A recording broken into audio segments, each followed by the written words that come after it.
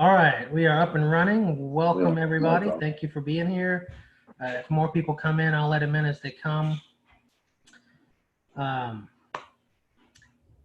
wife just started the dryer down here, so if you hear a loud buzzing noise, that means my laundry's done. I'll try. Also, it'll probably mean time's up because it'll run about an hour. All right. So last week we did Psalm 95, which is a psalm we often hear in our worship, especially in the morning prayer service. Any thoughts or comments about Psalm 95 or about Hebrew poetry or the Psalms in general before we get started on the next one? I got one question. Sure. Of the Bible were you using? Because I was thinking about the strength of the hills, and I was looking at different versions, and it says it different ways. Awesome. Yeah, Hebrew is notoriously hard to get right, and even when you have it right, there are arguments to be made for other things, other ways to translate it. So you'll have a lot of different versions of these Psalms in different versions of the Bible. We had a funny experience. We had a house painter that came to the house the day after I guess last Thursday, and we asked him his name, and he said it was something like ethereal or something like that. And he said, it's Hebrew. And we went, oh, we just learned Hebrew. how to do that last night, And he just thought that was the coolest thing ever. We were telling him how you change the vowels in that, and he did a great job painting, I'll tell you. That's great. Yeah. It was perfect timing, though. It was the next day he came up like that. So it was funny. Yeah, crazy. Fantastic. We felt educated. Yes, we did. Right. We felt smart. Never hurts. Well, today we are moving on to Psalm 46. And let's see if I can figure out what page that's on in the prayer book, if you have a prayer book with you. 649. 649. 649, thank you. So the Psalter in our prayer book is traditionally based on the translation that was done by Miles Coverdale back when it was illegal to have a Bible in English. In the time before Queen Elizabeth I, before Henry VIII, he was one of the first English translations of the Bible and did a great job with the Psalms. He's also the one that gave us trespasses in the Lord's Prayer. Give us this day our trespasses. No, give us this day our trespasses. Forgive us our trespasses. That's a whole different prayer. We'll pray that one. However, in the 1979 prayer book, our most recent prayer book, they departed from the Coverdale Psalter. So now this was its own sort of contemporary translation for 1979. So what we're working with is the prayer book translation, and you won't get any other translation that's exactly like the one we've got. Oh, okay. So there's Richard again. Richard, you're on here twice. While I prepare to share the screen, maybe we should read the psalm. It's a short one, just 12 verses, and we'll just read it straight through. God is our refuge and strength, a very present help in trouble. Therefore we will not fear, though the earth be moved, and though the mountains topple into the depths of the sea. Though its waters rage and foam, and though the mountains tremble at its tumult. The Lord of hosts is with us, the God of Jacob is our stronghold. There is a river whose streams make glad the city of God, the holy habitation of the Most High. God is in the midst of her, she shall not be overthrown. God shall help her at the break of day. The nations make much ado, and the kingdoms are shaken. God has spoken, the earth shall melt away. The Lord of hosts is with us, the God of Jacob is our stronghold. Come now and look upon the works of the Lord, what awesome things he has done on earth. It is he who makes war to cease in all the world. He breaks the bow and shatters the spear and burns the shields with fire. Be still then and know that I am God. I will be exalted among the nations. I will be exalted in the earth. The Lord of hosts is with us. The God of Jacob is our stronghold. Perfect psalm for the storms down on the Gulf of Mexico. Absolutely. Yeah. Waters rage and foam. Yep. And what else jumps out at you about this psalm? The thing that jumps out at me is be still then and know that I am God. I just always hear that in my head. It's good advice. The Christian meditative prayer tradition that goes way back to the earliest monks loves that verse. Be still and know that I am God.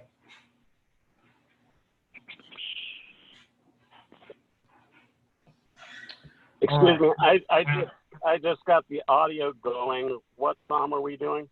46. Psalm 46. Thank you.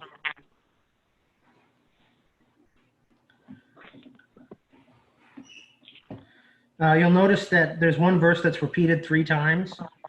Verse 4, verse 8, and verse 12 are the same. We'll talk about that as we go. All right, let me pull up on my shared screen. We will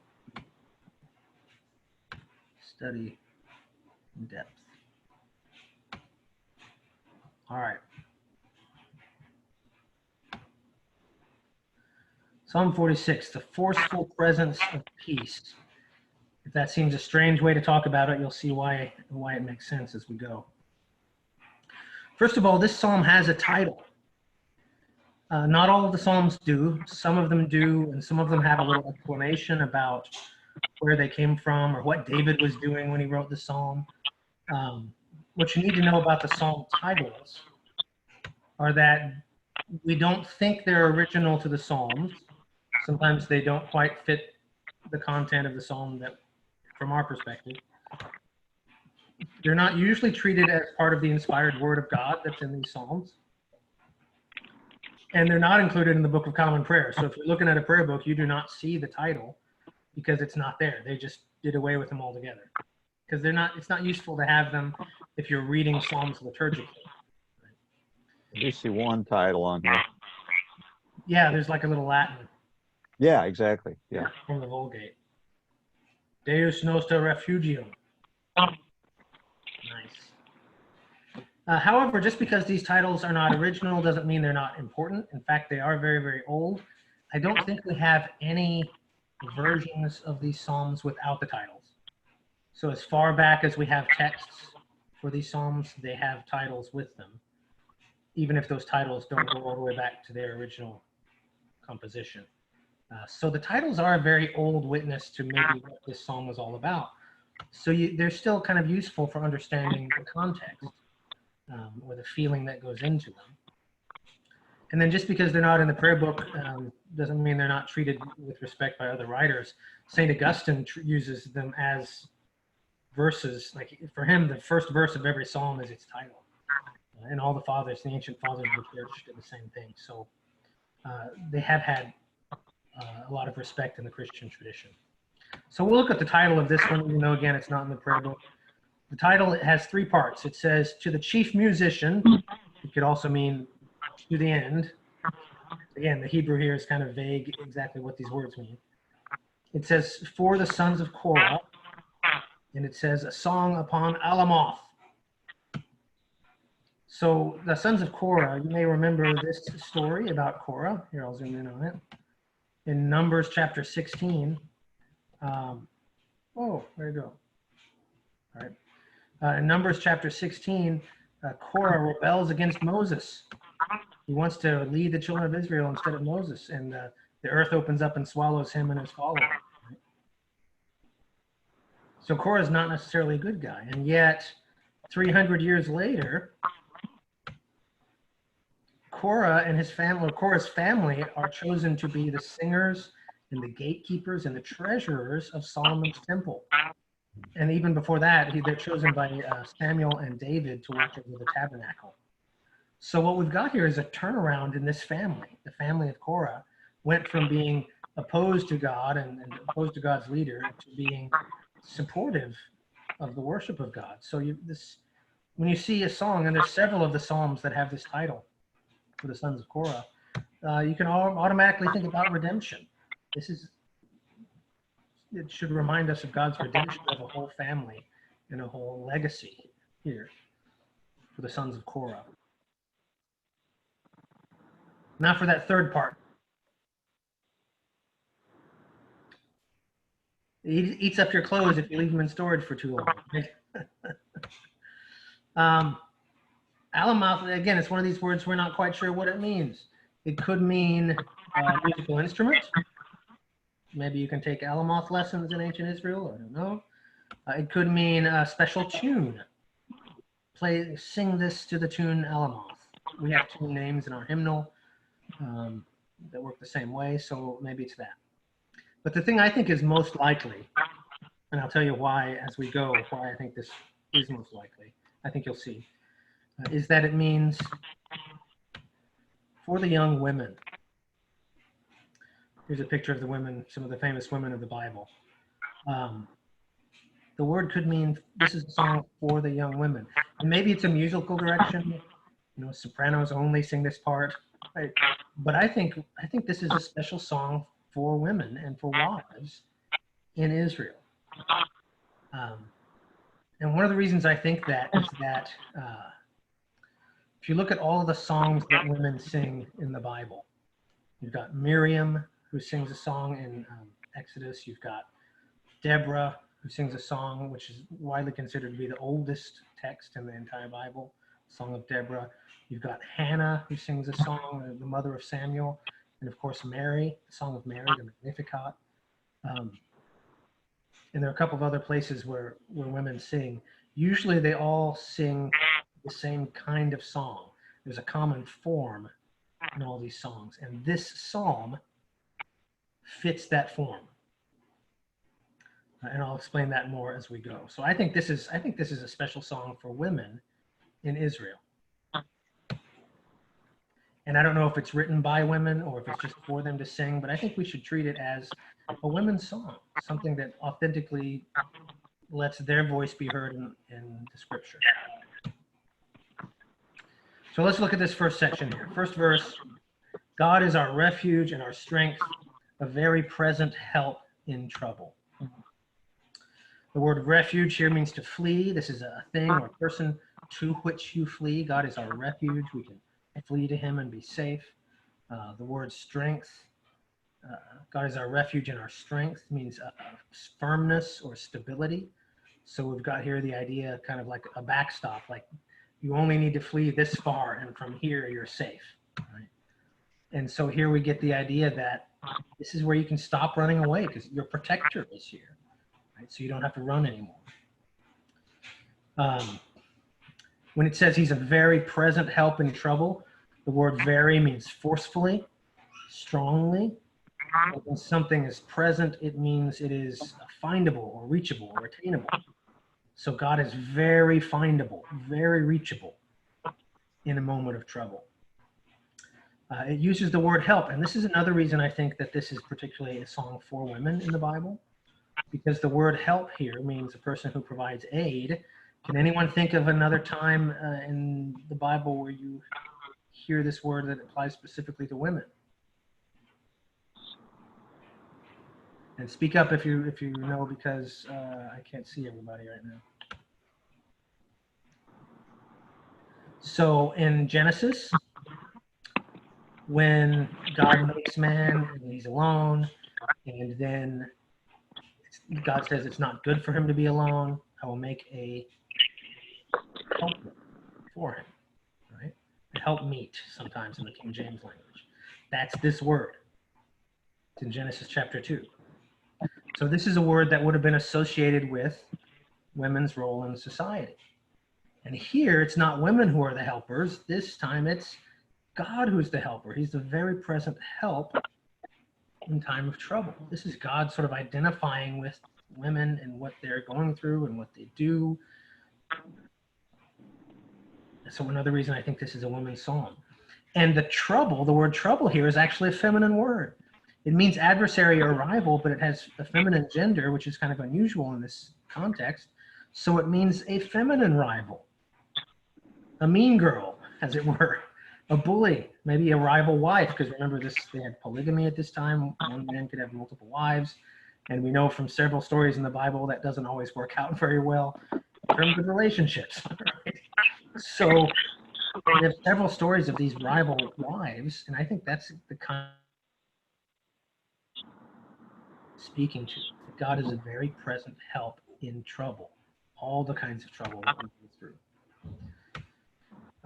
So when we imagine here, remember the Psalms invite us to use our imagination. We're supposed to use our imagination. We've got permission to do that here. That's the only way we're going to figure out exactly what it means for us, is by imagining ourselves into their stories, right? So let's think about the rival wife stories. We've got Hannah, the mother of Samuel, Sarah, the wife of Abraham, and his concubine, her servant girl Hagar.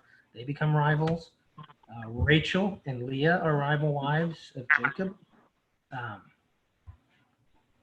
These are common stories in the Bible. And let's see if the sound works on this video. This is a video I found out about a few years ago when I was a chaplain in a middle school, and it speaks to a very important issue in middle schools. And I hope that it works with the screen share. It's only about 3 minutes long.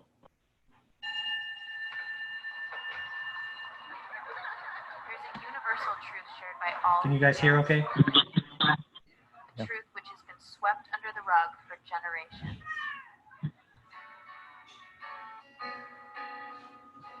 We're shooting a documentary about females and how vicious we can be to each other.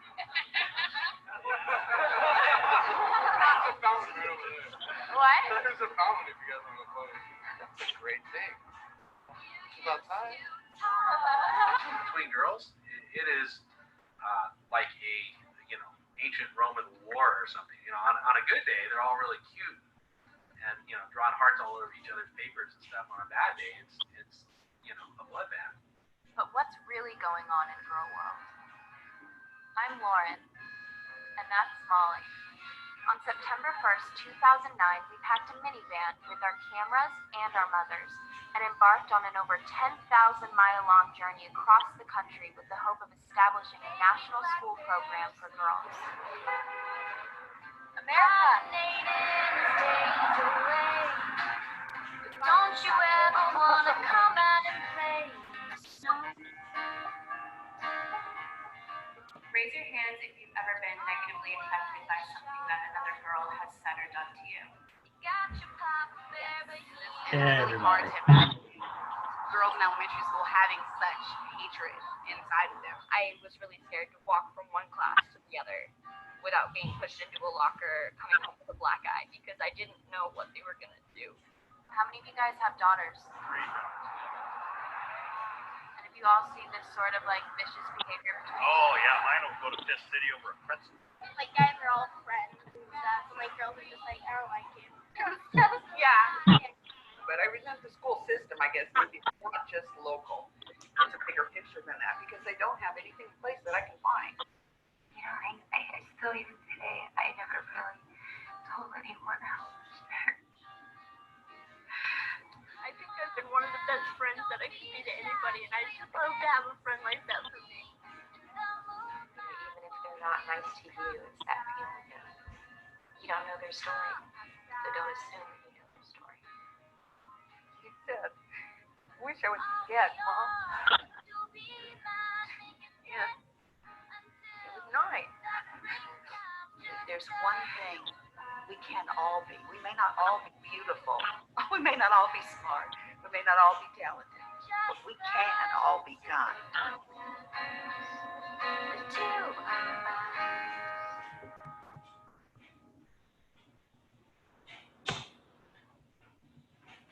Yeah, so you can see why that's kind of a big deal. in schools, especially. And I don't think it's just local, like I said. I don't. It's not just local. It's not just one place. I think this has been something that girls have been dealing with for thousands of years, and I think the Bible gives evidence of that. I think we see a psalm that speaks particularly to that in this particular psalm. Any thoughts or comments about that before we go on?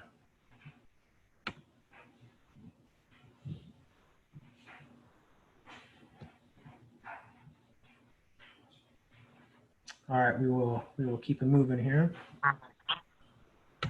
So does that mean this is only for women? No, of course not. This psalm is for everybody. Everybody can learn, but it is women's voices, and it shows that God knows and sees and understands all the difficulties of our lives, and He is our safe place to flee, our strong defense, our very findable, forcefully tangible helper. He's the place where we can stop running. So the feelings we're supposed to feel here are relief and trust and even joy in the middle of things going wrong. God is there for us, no matter who we are. So moving on now to verse 2. Therefore we will not fear, though the earth be moved, and though the mountains be toppled into the depths of the sea. So again, here's the words particularly. The word for fear means to tremble. Therefore, we will not shake or tremble or be put in awe. Even though the very land we walk on, the earth, might be moved or exchanged, swapped. Right? We'll talk more about that in a second. And even though the mountains, now there aren't any, there are a few small mountains in Israel. They're not thinking like Rocky Mountains. They're thinking the highest of the hills. And this is where the Hebrew people lived. They lived in the hills. And so they're saying, even though the hills where we live are carried into the midst of the sea, shaken into the very innermost, deepest part of this. Remember what we talked about last week with the sea being defined by its sound, the roaring thing. Turbulence is its very nature. It's the symbol of turbulent catastrophe here. So we've got the same image going on here in this psalm. And again, in the Bible, the sea is almost always bad, or at the very least dangerous and unpredictable. Even though its waters rage and foam, and though the mountains tremble at its tumult. Got some similar images here. Again, we've got the sea raging.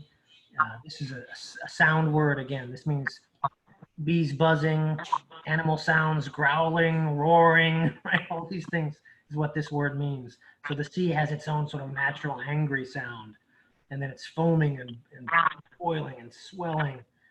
And then the mountains are shaking and trembling. In a sense, it's exactly the opposite of what things should be. The mountains should be stable, and the sea should stay where it is. Right? And here, this is they're envisioning it being just the opposite. So we've got the mountains here that are moving when they're not supposed to move. And look how many different images that there are. We've got 4 different images of mountains trembling and being moved and being carried away. And then we've got images of the sea, negative portrayals of the sea. We've got the sea roaring, the sea raging, the sea foaming, the sea at the tumult. This is definitely mountains versus ocean, or sea in this case. And here's a 3-dimensional image of what the topography looks like. You can see the hilly area at the top. There's the Dead Sea over there. The hilly area is where the people of Israel lived for the most part. And then the plains area down here is where the Philistines were. So what they're imagining here is their home in the hills versus the treacherous and dangerous sea. And they're imagining them being swapped or exchanged. So therefore we will not fear, even though the mountains be carried into the sea, and the sea boils and rages and comes up to the mountains. Even if the very environment in which we live gets flipped topsy-turvy, And as someone mentioned earlier, we can think about this for sure in America today with the floods in the East Coast and the fires on the West Coast. Right? Even though the earth itself is being flipped upside down, yet we will not fear. This is an extreme geological catastrophe. This is something that we think about all the time in our world too. And here is another video. I'll only play about 20 seconds of this. This is, I don't know if any of you have seen this movie or not. Come on, start up here, video. This is from the movie The Day After Tomorrow.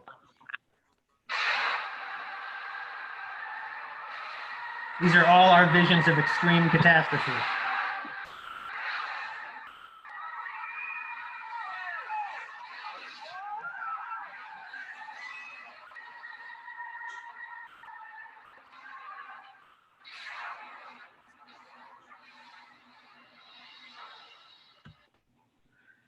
So when we imagine a geological catastrophe, that's what we think of, right? We think of extreme floods and tornadoes and superstorms and droughts and fires and all those kinds of things. So this is what we're reading in Psalm 46 is the ancient Hebrew imagination of extreme geological catastrophe. And yet, even though there's an extreme catastrophe going on, the people of God have extreme confidence. Right? And that's really the theme of this whole first section. Extreme catastrophe meets extreme confidence. Therefore, we will not fear, though the earth be removed, though the mountains be carried into the midst of the sea, though the sea rage and roll. Still, the God of hope is with us. So then the prayer book puts a fourth verse in here, but that verse doesn't actually exist. Well, it does exist. It exists later in the psalm, but because this psalm has so very clearly three main sections, the translators of the prayer book version decided to take this sort of refrain and stick it over here in addition to the other two places where it appears. So we'll talk about that verse when we get to it in the other two sections. But in Hebrew, there's also another word here, a word you may have heard before. It's selah. And this is another one of these Hebrew words that we don't really know what it means. It might be a musical direction. It might mean pause or wait. It might be a sort of a theological word that means peace or stop and reflect a little bit or something like that. We don't know. We're not quite sure what it is. I'll treat it today as if it means pause or peace. So that's our first section, first three verses. We've got extreme catastrophe meeting extreme confidence in God. Now we get a little bit of a shift. A little bit more of a shift here in the second section. And it starts with an interesting, fascinating assertion. There is a river whose streams make glad the city of God, the holy habitation of the Most High. Those of you who know the geography, what major river flows through Jerusalem? Rome has the Tiber, Babylon has the Euphrates, Nineveh had the Tigris, Memphis, ancient Egypt had the Nile, St. Louis has the Mississippi and the Missouri, right? But what major river flows through Jerusalem? None. None, that's right. The answer is nothing. There's no river in Jerusalem. Which makes this a fascinating statement. It says there is a river whose streams make glad the city of God. No, there isn't. Not in reality, not in physical reality, right? It might be just as if we said, you know, there is a glacier in St. Louis. Of course, there's not a glacier in St. Louis. Right? But what if I said this? Where people love the blues. Oh, glacier, a symbol for the ice rink, right? And it's the same way. This river is symbolic because there's not a physical river there. It's symbolic for something. So that's our question here. What is this river whose streams make glad the city of God?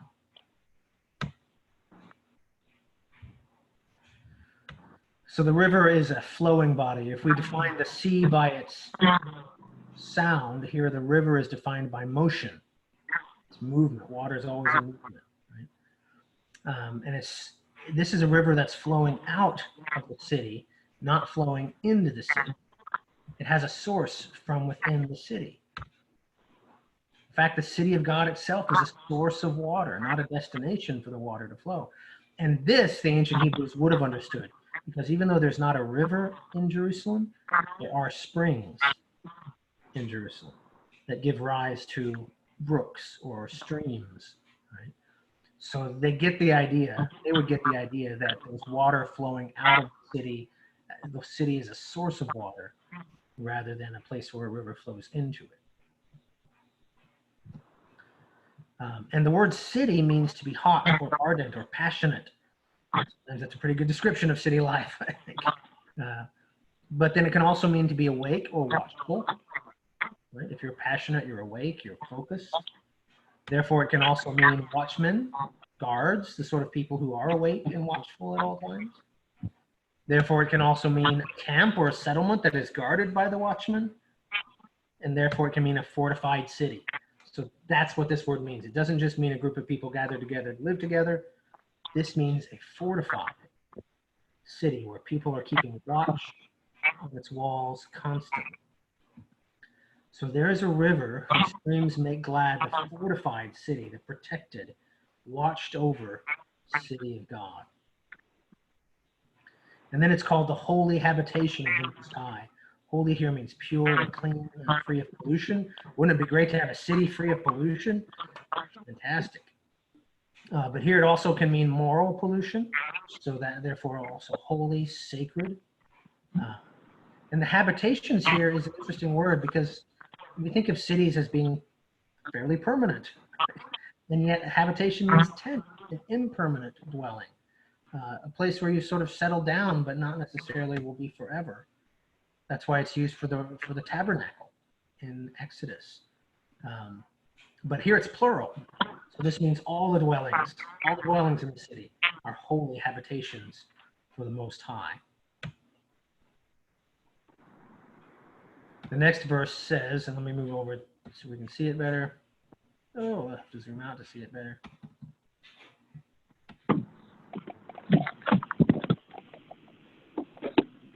No. God is in the midst of her. She shall not be overthrown. God shall help her at the break of day. So God is on the inside, the interior. It doesn't mean sort of centrally located. It means that God is on the inside of this city. She shall not be overthrown. This is similar to the mountains we saw in the previous verses that are tottering and shaking and might be thrown, but the city won't be overthrown. Right? God will help her at the break of day. Here's that same word again, helpmeet. This is a feminine word again, or a word that refers to women's values and place in their society at the time, right? God shall help her at the break of day. And the dawn, of course, this is an action word. The moment when the light breaks across the landscape, all of a sudden, you have the dawn. So this is supposed to then make us feel comfort. It's supposed to make us feel identified with God, nurtured by God, close to God, because God is on the inside of our city. God is close to us. God takes care of us, watches us round about, right? God is the river that makes the city of God glad. And here again, this is God specifically identifying with the social role of women, the helper of helpers, the servant of all.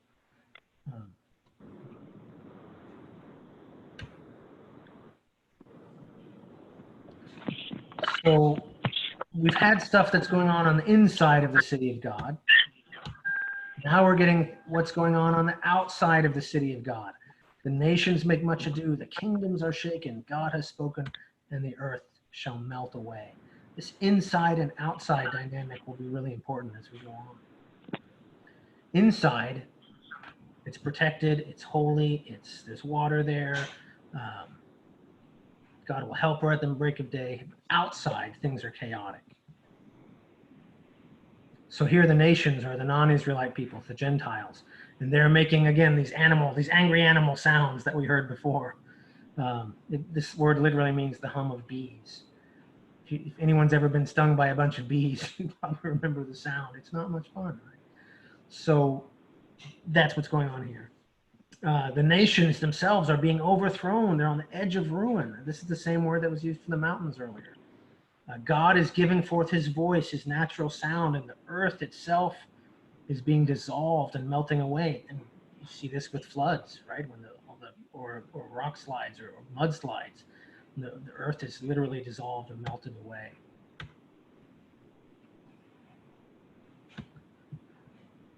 So we've got outside the city, people are raging, the nations are raging, there's a tumult. God is uttering his voice, calling for the lost. Hi, how are you? So we're supposed to imagine what that would be like to have That sounds correct. peace inside and yet turmoil going on outside. Which address did I give you? That. And what I remember is, anybody remember when the Berlin Wall fell? Yeah. There was crazy tumult going on across the ocean in Russia. For 2 or 3 years there, it was like things were just always flipping around, and there's always something new to see about who was in charge and what they were doing and where did the nukes go and all those kind of things, right? But here at home, it was a relatively peaceful time here in the US. Right? And this made me think of that. Inside, peace and security. Outside, tumult and rage.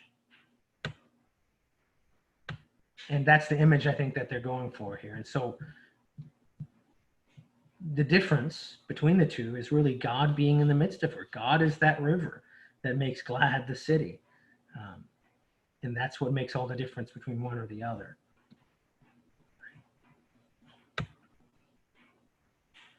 So we're almost done here with the second section. And here's the verse. This is the verse that got copied and pasted by the Episcopal Psalter over to verse 4. The Lord of hosts is with us. The God of Jacob is our stronghold. So here we have God being named in 2 different ways. God is being named as Yahweh of hosts. The word hosts means armies. Yahweh of armies, the God of armies. This is God named for his power. And then we have the God of Jacob. God is being named for his covenant connection with Israel. Right? 2 different aspects of God that are really important for this. Not only is God the all-powerful God, but for the women singing this psalm, he is their God, their country's God, their people's God. There's a personal connection with the God. Right? And again, it says he's a refuge. This is a different word than we saw in verse 1. This means a high up, lofty place. So we're supposed to imagine something like this for Yahweh of armies. I had a book when I was a kid about the Bible that had this picture in it. It's always fascinated me. Imagine Jesus there with his armies of angels, innumerable, as the book of Revelation talks about. God named for his power. But God is also a refuge, an up high place, a place kind of like this. There's an actual monastery up on top of that peak of stone. How would you like to carry groceries up there every week? But it certainly would be a refuge, wouldn't it, if you're trying to get away from bad guys? So God is our God, the God of armies, the refuge. And then that leads us to the emotion, right? And the best thing I could think of for this was to quote from Romans. What then are we to say about these things? If God is for us, who can be against us? If he did not even spare his own son, but offered him up for us all, how will he not also with him grant us everything? Who can bring an accusation against God's elect? It is God who justifies.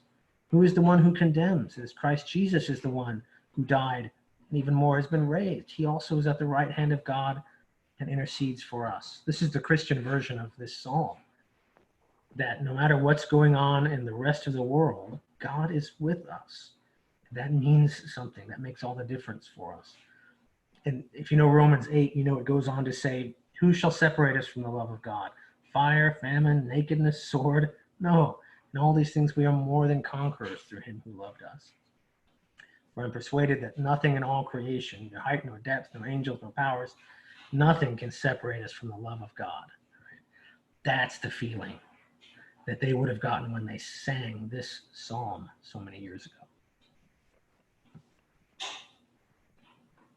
So again, we get the word Selah, peace or pause, at the end of the second section. Any thoughts or comments about section 2 before we go on to section 3?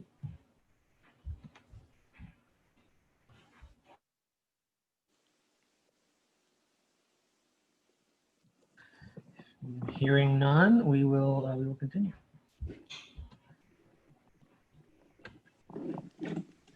So we've had the first section, which had primarily to do with natural catastrophe, but then the result for us with God is extreme confidence, Selah, peace. In the second section, we have social catastrophe, but the result still is peace, Selah, or pausing, right? Now this third section will have a military catastrophe, or at least it'll be couched in the words of a military catastrophe. Come now and look upon the works of the Lord, what awesome things he has done on all the earth. It's he who makes war to cease in all the world, breaks the bow, shatters the spear, burns the shield with fire. Be still and know that I am God. Let's look at these a little more closely.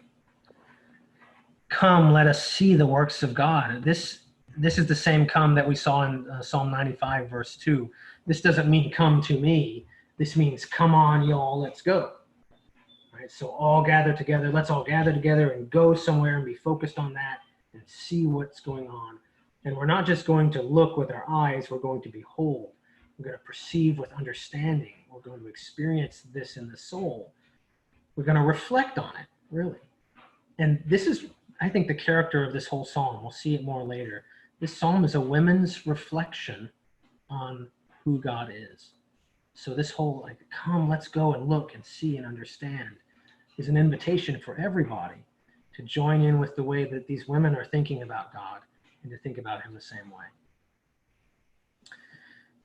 And here's another sort of twist in this psalm, because it says God has done awesome things. We use the word awesome all the time, and we've forgotten really what it means. In Hebrew here, this means laying waste. This is horror. This means appalling destruction, astonishing desolation.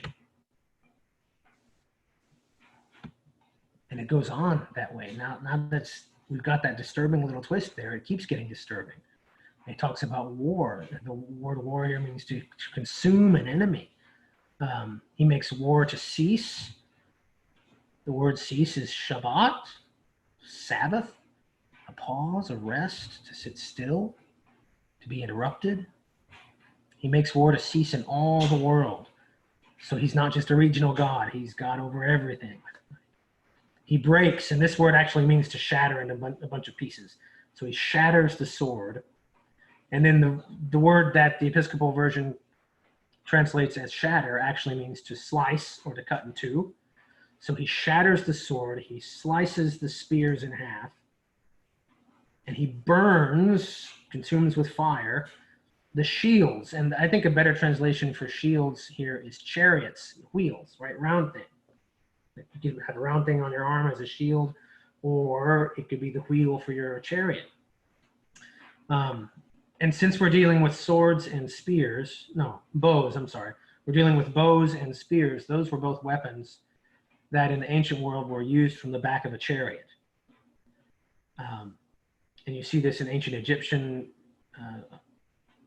archaeology all the time. Pharaohs riding in chariots and either shooting a bow or throwing a spear. That was the favored offensive battle tactic of the day. For 1,000 years, it was the most effective offensive battle tactic, was to charge someone with your chariots and throw a spear or shoot a bow. So I think he's really talking chariots here. I think he's talking offensive weapons. God takes the offensive weapons and burns and breaks and shatters them. And look at the verbs. The verbs here are so vivid. Consume, eliminate, terminate, break, shatter, burn. Right? God is doing some violent stuff here. And we've already had it said that he does awesome things, destructive kinds of things. And of course, right now, we're seeing destructive things go on with Hurricane Sally. Right? This is a picture from today's news. This is a picture from last week's news, the Oregon wildfires. And when we look at these pictures and we just think, oh my goodness, what it would be like to experience that, right? Maybe some of you have experienced something like this where just everything you had was wiped away. I hope not, but that we're supposed to get from this song.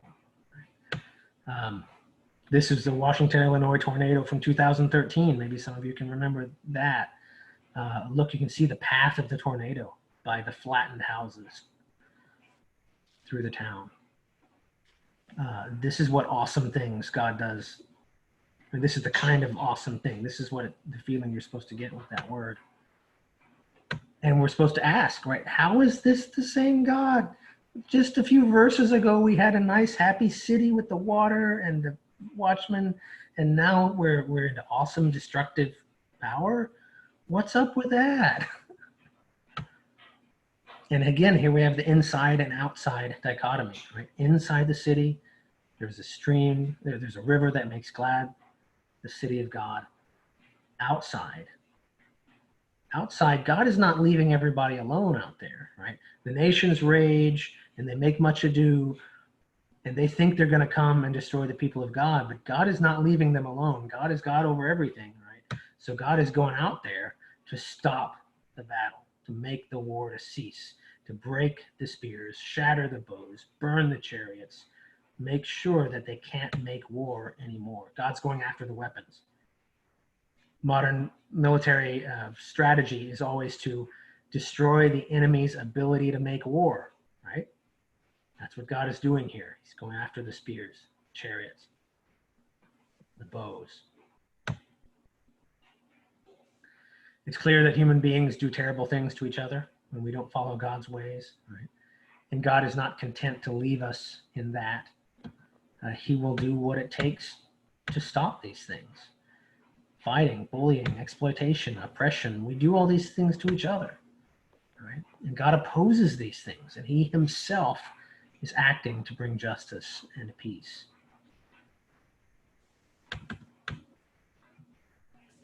Oops. So then we have verse 11, the famous one. Be still then and know that I am God.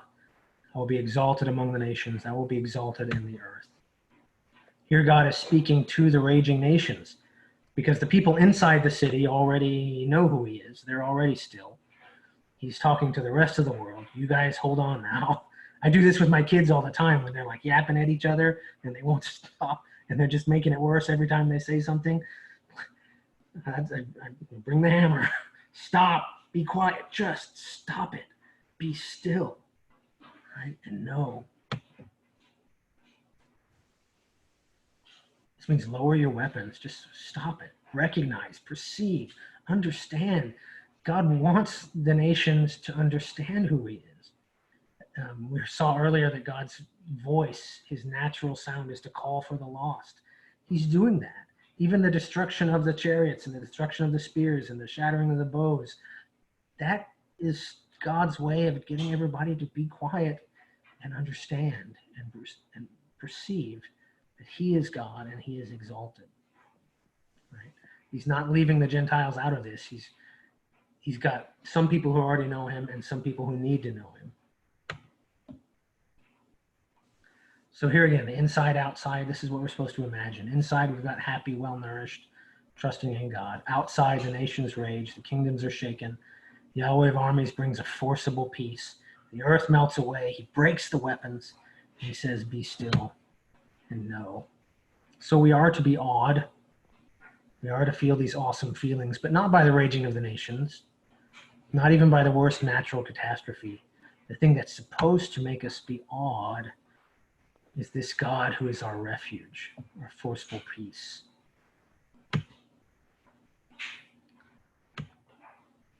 And then the final verse, the refrain again. The Lord of hosts is with us. The God of Jacob is our stronghold. And we got to remember that this would have all been sung in women's voices. Right? The speaker and singer here is completely passive. The person is just observing, reflecting, and feeling. The men stay completely in the background. I mean, the only men in this are the nations that are raging. If you could, it doesn't even say that they're men. It's just the nations. God is the focus here. And this is the same pattern or posture that's characteristics of Song of Miriam, Song of Deborah, Song of Hannah, Song of Mary. These are post-battle songs. Miriam sings her song after God has won the battle by wiping out the Egyptian army in the Red Sea. Deborah sings her song after God has won the battle through her and Barak. Hannah sings a song after God has won the battle between her and her rival wife so that she has a son. Mary sings her song when God has won the battle by giving her the incarnate Son of God, right? And I think this psalm deserves to be added to that list among the great songs of women in the Bible. It's an authentic reflection, I think, of the way women were looking at God in this period. And I think it has something to teach us about living with the living God.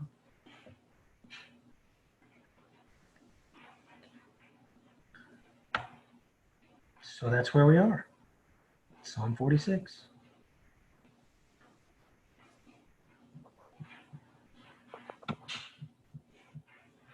Thoughts and comments?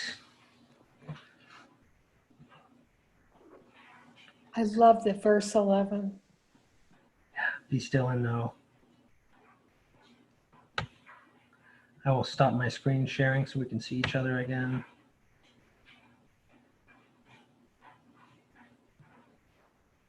Stop. It actually changes verse 11 for me, because when I think be still, it's kind of like be quiet, just sit back. You know, I don't think of it in terms of stop. Stop all your crazy action. You know, just kind of like be still. So I don't know. Well, it can mean both. I mean, we have to still the raging inside us if we want to be able to really approach God in that same way. And that's what all the Christian mystics from the earliest monks, the Desert Fathers, all the way up through the Catholics, in the Middle Ages, they would all start their prayers with this kind of thought: to be still and know that He is God. Because we have all that rebellion and raging in us that needs to be quieted. We need the spear of sin to be broken and the bow of sin to be shattered in us, and the chariot of pride to be burned, right? So that we can approach God the way we need to.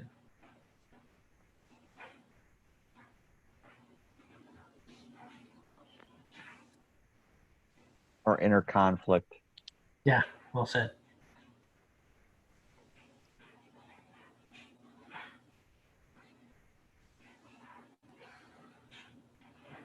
Other thoughts? Does this ring true to you as sort of a women's voice from the Bible? Does it seem similar to some of those other things? Does it change the way you look at it to think of it as a song that women would have sung?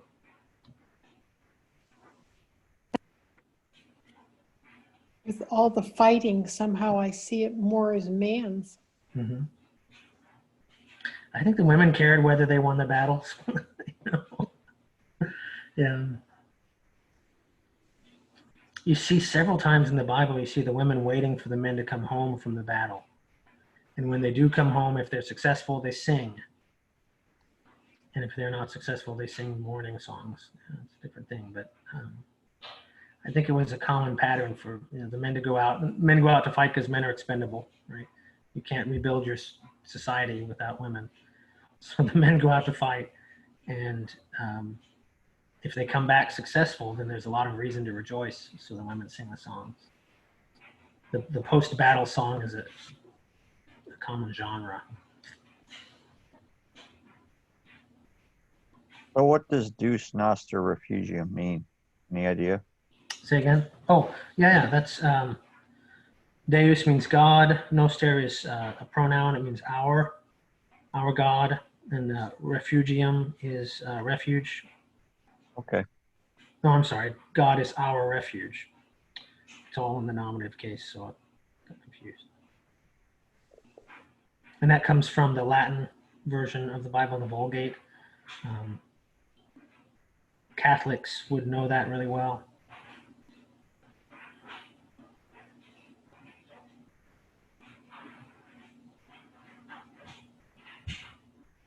Yeah.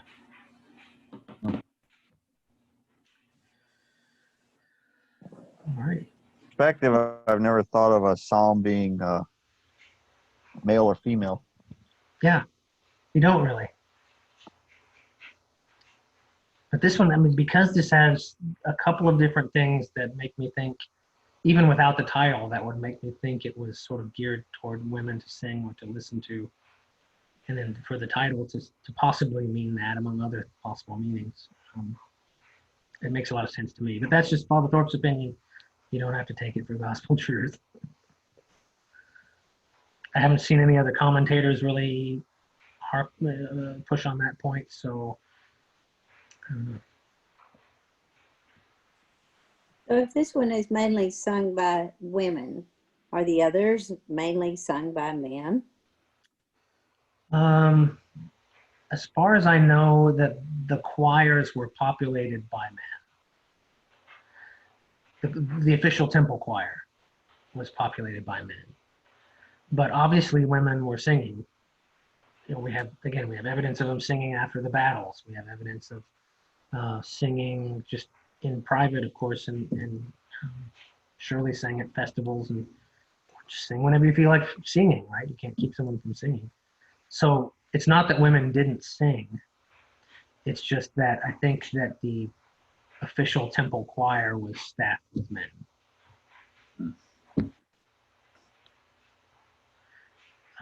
And that was the sons of Korah, the family of Korah there that we talked about at the beginning. And there may have been women in the choir too, we don't know. Typically in music history, women in choirs don't become a thing until the mid 1800s in Western Europe and America. Well, no, I think some of the Protestant groups had women singing hymns maybe as early as the Reformation, so maybe the 1500s. But in the Middle Ages, it was all men and boys, and occasionally castrati, if you know what those are. Yep. Men who have had their testosterone-producing organs removed at a young age so that they can continue to sing high notes for the rest of their lives. They were celebrities in Renaissance Italy.